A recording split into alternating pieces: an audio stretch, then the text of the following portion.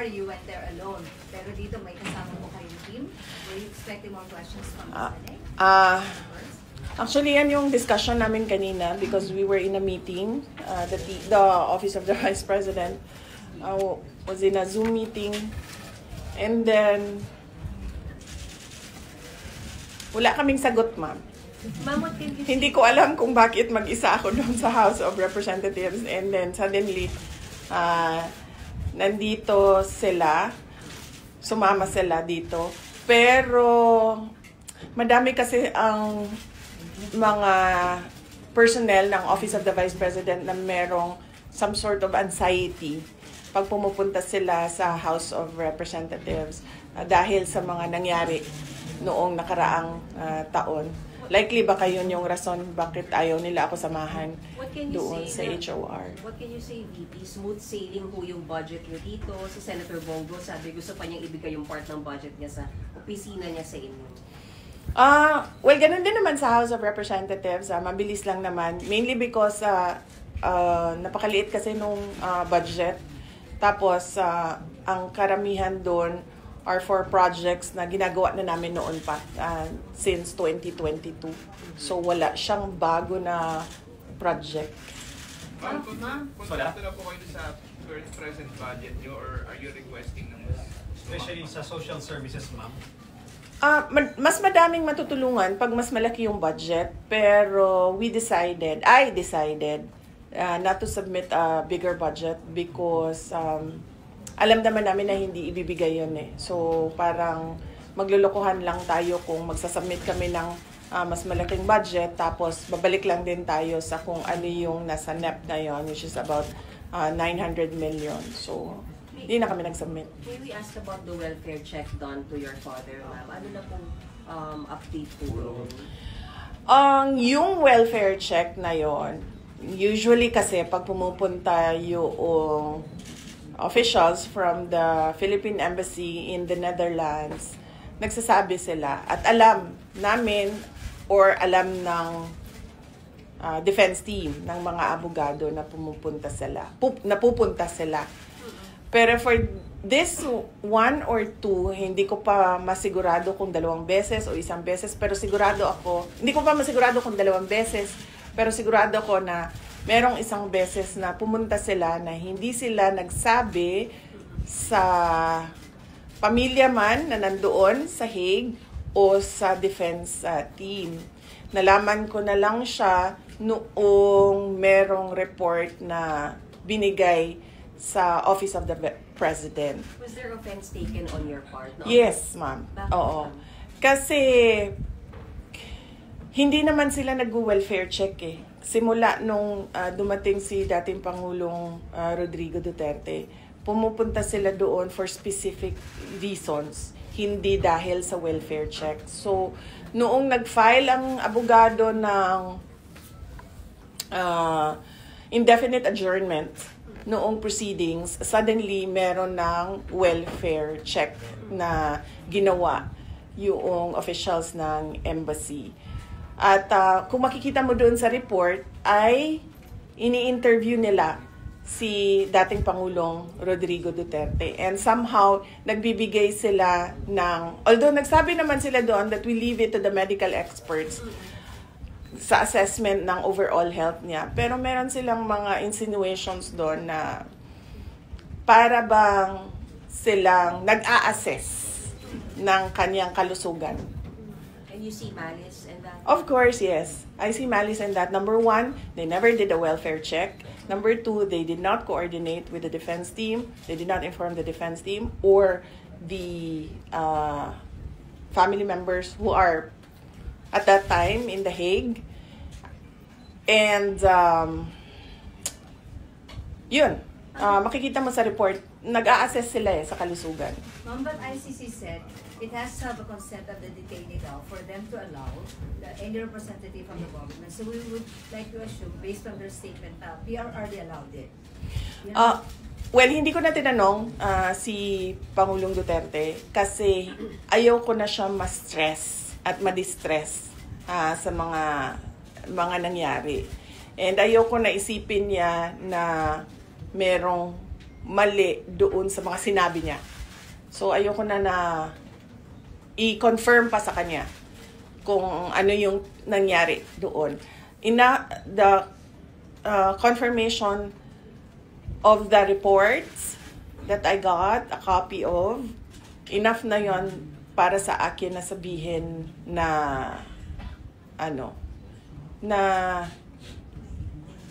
hindi maganda yung kanilang motibo sa pagpunta doon. Dahil unang-una, sinabi ko nga, hindi sila nagpasabi na pupunta sila doon. At nangyari lang yon noong nangyari lang itong welfare check na ito noong merong filing ng indefinite adjournment. At makikita mo sa report, nag-a-assess sila ng kalusugan. Wala pong explanation sa inyo, VP, even after the fact na bumisita sila? After the fact, wala silang explanation. I believe nag-explain ang Department of Foreign Affairs, ang DFA. They said that gumagawa talaga sila ng welfare check sa mga kababayan natin. So where is he right now? Is he at the hospital or at the detention facility po, ma'am? Nasa detention, as far as I know, nasa detention facility siyang today. Yes. Kailan niyo po siya nakausap ng huli, ma'am? Nakausap. Oh. Kailan ba siya? Friday to Friday siya sa akin eh. Friday of last week. No, Friday of last week siya. Ko siya huling ang nakakausap niya araw-araw si Kitty, si Veronica. But earlier today, Veronica messaged me telling me that she's busy today with her examinations. So can I take the call of President Duterte? So I expect him to call this afternoon around between 11 a.m. to 1 p.m. in The Hague. So how was the health condition po ni Pangulo? Is he well, unwell? Kamusta po si Pangulo? We will soon know because I believe and I expect the court to litigate the submissions, the petitions of the defense. I mean the health condition po of your father. Kamusta Oo. po siya? Like ngayon, today, hindi ko pa alam. Hindi ko siya nakausap today. Ma'am, kumusta yung usap niyo no Friday? How was he po? Last Friday, ano nga ba yung pinag-usapan namin? Nakalimutan ko na. But does he sound well? Does he sound okay? Hindi ko na maalala. Lately, he's been distressed about the flood control talk. So, I'll try to avoid that later. What is he distressed about that? Why is he distressed about that? Kasi, sasabihin lang naman kasi ni PRD na sinabi ko na si BBM ay hindi marunong, he's a weak leader, and he doesn't know anything at all about governance. So, are you distressed the same way as he is about the flood control issues? oh yes, ma'am, of course. Sinabi ko na yan noon, hindi naman masama ang loob ko sa ginawa nila sa paninira sa pangalan ko eh. Masama ang loob ko dahil sa ginawa nila sa bayan.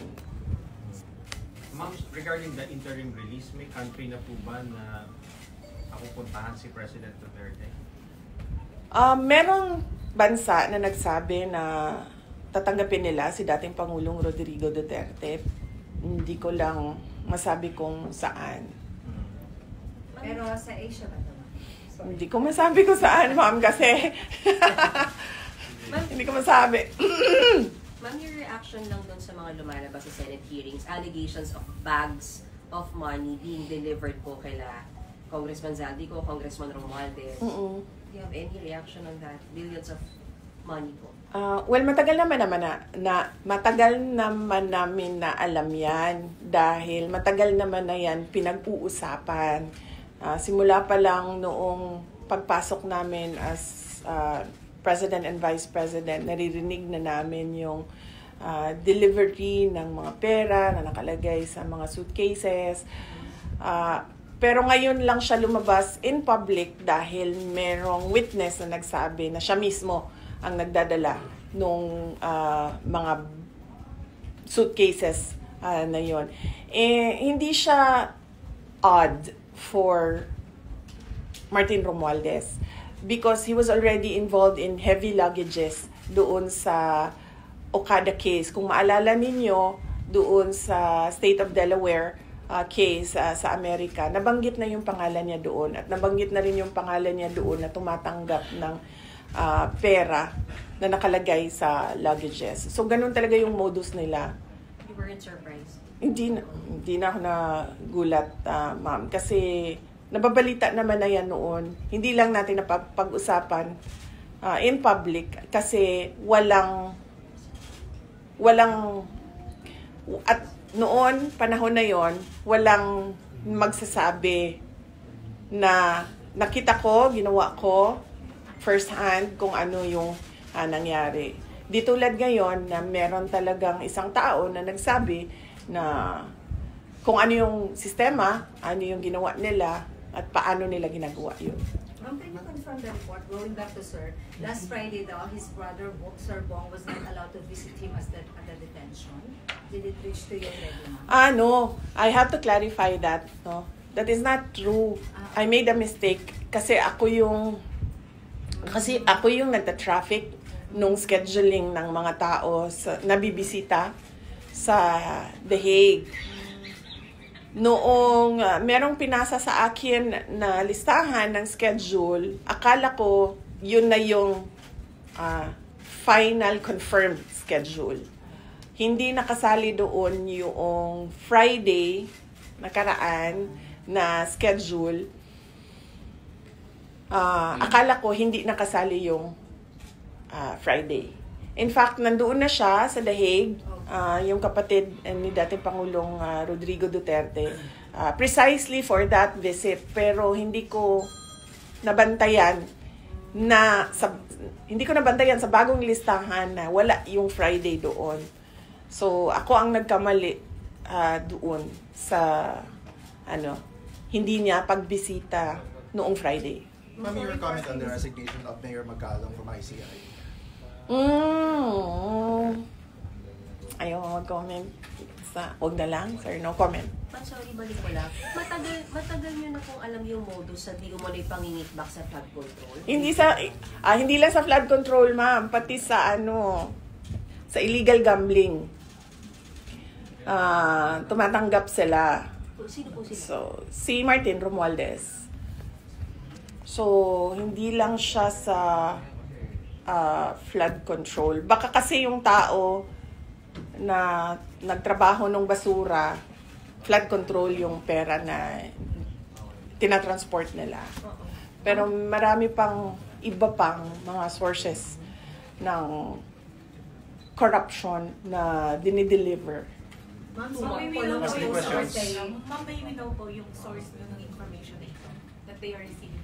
Yung mga, ayoko sabihin kasi tatanggalin nila, pag sinabi ko tatanggalin nila yung tao, wala na tayong... From his office? Pero hindi po ba... yes. From his Hindi office? po ba dapat lumabas ngayon para makasuhan sila? Ayaw lumabas ng mga tao Dati pa naman kami nagsasabi na na magsalita kayo. Takot lahat kasi magsalita ngayon dahil syempre aabot yun until the office of the president. Diba?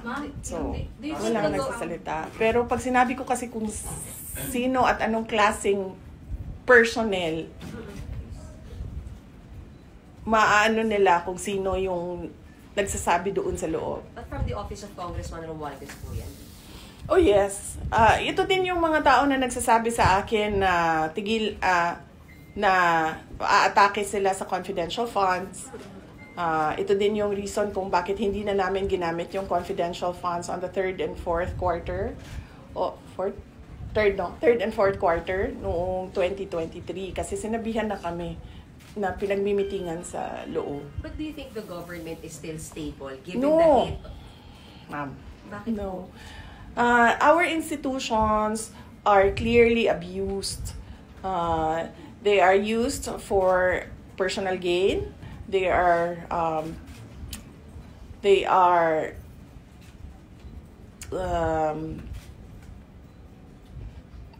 used for personal gain, And we have already seen the testimony of witnesses about corruption. And there is practically nothing happening in our country. Ilang ulit ko na yan sinasabi noon na tigilan yung politika, tigilan yung pansariling, pag-una ng pansariling interes. Kasi walang nangyayari sa ating bansa. Meron ba kayong nakikita at all na project na nakatulong sa ating bayan? Wala. In fact, we ran on the platform of unity and continuity. Ang expectation noon is that there will be continuity on the projects like the build projects of the former administration at yung mga iba pa na nasimulan ni dating Pangulong Rodrigo Duterte, pero wala naman tayong nakita. Ma'am, sa Last question. Ma'am, sa Ma'am, do you hangin ng think mga... nagsiserve as an instrument lang sina Congressman Romualdez? Hanggang And ano pa ako dito, may hanggang kumpasito alauna ng pa ako. Pangulo. Yes, okay. Ma'am, do you Answer. think nagsiserve as an instrument sila Congressman Romualdez at may kumpasito ni President Bongbong Marcos? Example na lang, noong budget, example na lang ng budget natin. Yung budget natin, ang huling pumipirma dyan, ang Pangulo. Para siya maging batas, para yan ma-operationalize, para natin ma-implement yung batas na yan, kailangan yan ng pirma ng Pangulo. The fact na nagpirmahan sila ng budget na may mga blanco, ibig sabihin, hindi nila binasa or pinabayaan nila na merong mga ganun na blanco. Ma'am, you mentioned na hindi stable ang gobyerno. Sa tingin nyo, kumusta ang moral ng mga sundalos? Na may mga nagkukwento na ba sa inyo na mababa ang moral nila or ano? Hindi ko alam. Hindi ako makapagsalita sa moral ng mga sundalo. Siguro mabuti ba ang word na magsalita patungkol sa moral is sila na mismo ang magsabi. May info kayo na si former Senator Trillanes, isa daw doon sa allegedly na pumasok sa ICC to check on PRRD? Merong mga sinabi na ganon. Pero hindi ko siya ma-confirm. Kasi hindi kami nakakakuha ng information sa loob ng detention unit. Nalaman ko na lang yung welfare check kasi dahil sa report na binigay sa Office of the President. So, bago nun, hindi namin alam yon na information mula sa detention unit. Nakukuha namin tulad nung dinala siya sa hospital dahil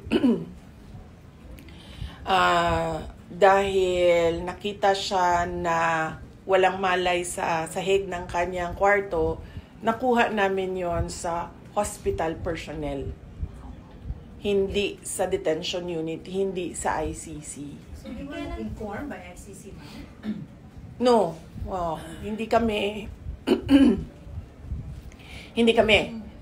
sinabihan kami na family members, hindi kami sinabihan na may insidente na gano'n. Nakuha lang namin yon sa hospital personnel.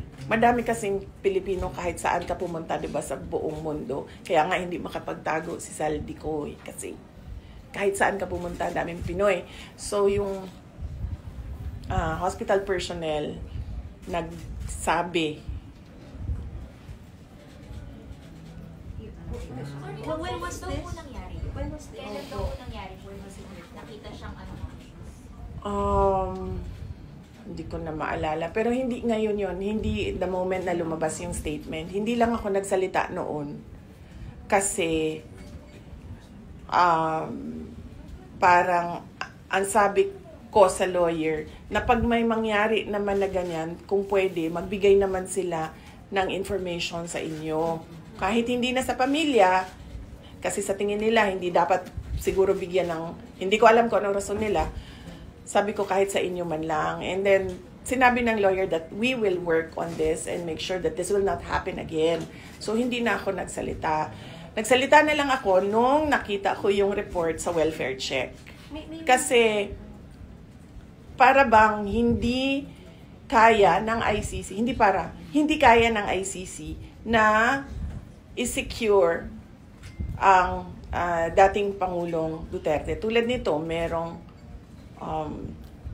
pagbisita sa isang agent ng government na ito din yung gobyerno na nagdala sa kanya, nag-kidnap sa kanya dito sa Pilipinas, tapos dinala siya sa Hague. May we know yung particular reason bakit po siya nawalan ng malay? Any particular illness that led to that, VP? Hindi ko alam, ma'am. Hindi ko kasi nakuha talaga yung report, ma'am. Nakuha lang namin siya sa hospital personnel at yung tests na ginawa sa kanya. But was it confirmed po, for example, by the former president na nangyari nga yung incident na yun as reported by the hospital personnel? Tinanong ko siya. Alam ko tinanong din siya ng lawyer. Hindi ko lang alam kung anong mga incidents. But tinanong ko siya kung totoo ba. And then sabi niya, hindi naman yan yung una. Madaming beses na ako na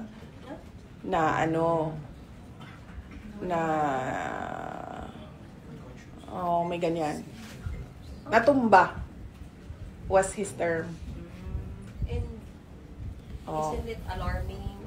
Yes, it's very alarming. That is why I released a statement stating that clearly the ICC do not have full control of the safety and security of the former president, because I believe, and the way I see it, he needs 24-hour caregiver, bedside care. So, yan din yung sinasabi ko sa kanila. Keeping him in without a trial date, without a date for confirmation of charges, is just plain cruelty ba? Pinapahirapan nila yung tao. Nakadetain siya ng para ba siyang kinulong ng hindi siya na-convict. Kaya sinasabi ko doon sa statement na for humanitarian purposes, they should give or they should allow the interim release of former President Duterte. Anyway, wala namang plano yung tao na lumayas. Nakita naman natin sa behavior ni dating Pangulong Duterte noon, hindi naman siya nagtitreten ng witnesses or ng mga complainants. And wala naman siyang balak bumalik as mayor ng Davao City, because sinasabi nga niya, wala naman ako doon, and that would be an injustice to the Davaoenos na meron silang mayor na wala doon. So, wala nang legal reason ba kung bakit hindi pa ibigay yung interim release? VP, to ask lang, nagkaroon ng rumored go dun sa malawakang protesta 2 weeks ago. Meron mo bang nakipag-usap sa inyo for a possible change in leadership? Wala, ma'am. Wala sa akin. Baka sila lang gusto maging president. So, sa kanila na yan, ma'am.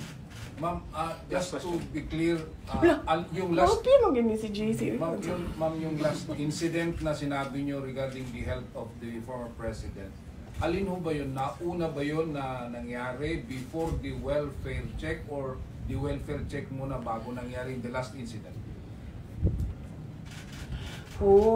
Wala kasi sa akin ang timeline ngayon, sir. Wala sa akin ang timeline.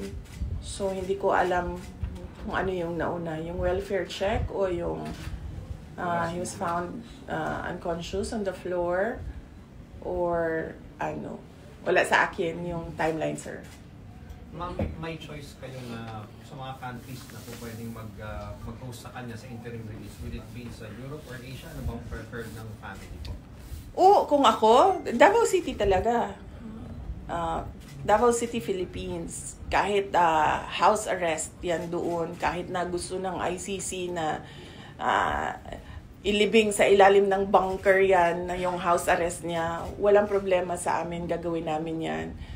In fact, I think mas makabuti pa nga kung ibigay na lang yung interim release na yan, because we can encourage him to cooperate sa mangyayari na trial kung meron man, or mangyayari na hearings kung meron man. And, you know, mahalaga sa amin yung word of honor namin, no, sa pamilya. So, kung sinabi namin na papaniguraduhin namin na lahat ng hearing na sinabi ng ICC na umattend siya, papaniguraduhin namin na nandun siya at nag-attend siya. Alright, okay, Thank you, ma'am. ma'am. Grabe, yun lang yun. Nakikita ko yung senyas mo kaya. Alam mo, may mata ako dito, JC. Dito, oh. Thank you, Alright, thank you so ma'am. much. Thank you. Salamat. Thank you, Senate Media. Thank you, sir.